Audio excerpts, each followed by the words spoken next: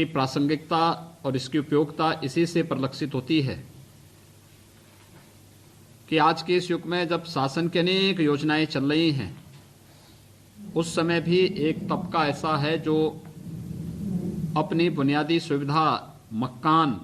भी उसके पास रहने के लिए सम्मानजनक ढंग से नहीं है। उन स्थितियों में ही हम लोगों ने आज से 3 वर्ष पूर्व प्रधानमंत्री ग्राम आवास योजना ग्रामीण की तर्ज पर ही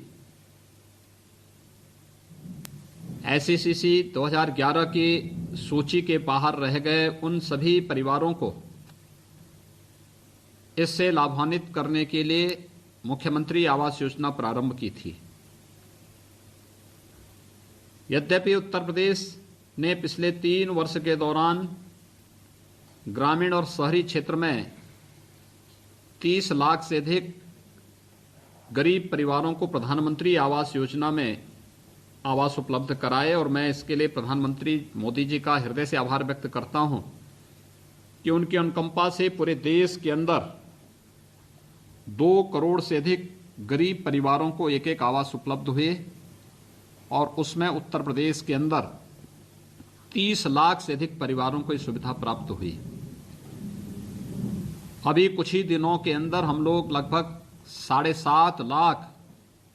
गरीब परिवारों को प्रधानमंत्री आवास योजना में नए आवास उपलब्ध करवाने जा रहे हैं, और प्रधानमंत्री जी के कर कमलों से इस कार्यक्रम का आयोजन हम लोग प्रस्तावित किए हैं। लेकिन प्रधानमंत्री आवास योजना से वंचित रह जा रहे उन सभी परिवारों को भी आच्छादित करने के लिए, जैसे वन्य गांवों में रहने वाले लोग, वनटांगिया, जिन्हें 2017 के पहले राजस्व गांव की मान्यता नहीं मिल पाई थी, एसईसीसी 2011 की सूची के बाहर थे, तो स्वाभाविक रूप से वहां पर उन सभी गांवों में एक भी पक्का मकान नहीं था। आज मुझे प्रसन्नता है कि वहां पर लगभग हम लोग 100% आच्छादन की ओर पहुंच चुके हैं। मुसहर जाति, मुझे लगता है कि उत्तर प्रदेश के अंदर सबसे बदहाल और सबसे गरीब कोई जाति थी तो वह मुसहर जाति थी। कुशीनगर, महाराजगंज,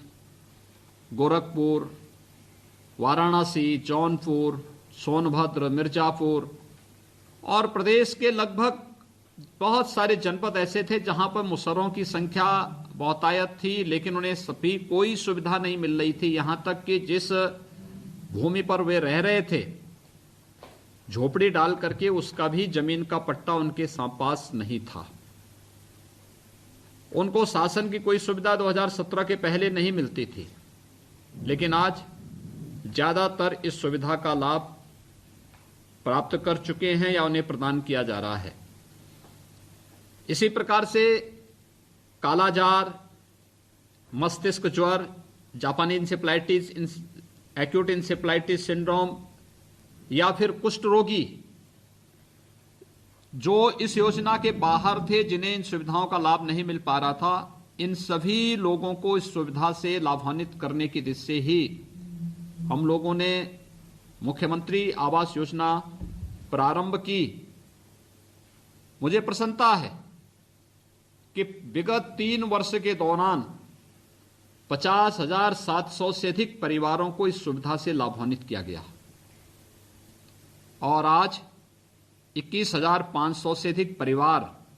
इस योजना के साथ जुड़ रहे हैं। जैसे कि ग्राम्य विकास मंत्री ने आपको बताया कि मिर्जापुर, सोनभद्र और चंदौली में यहां पर प्रति लाभार्थी 1,30,000 रुपये की राशि आवास योजना के लिए,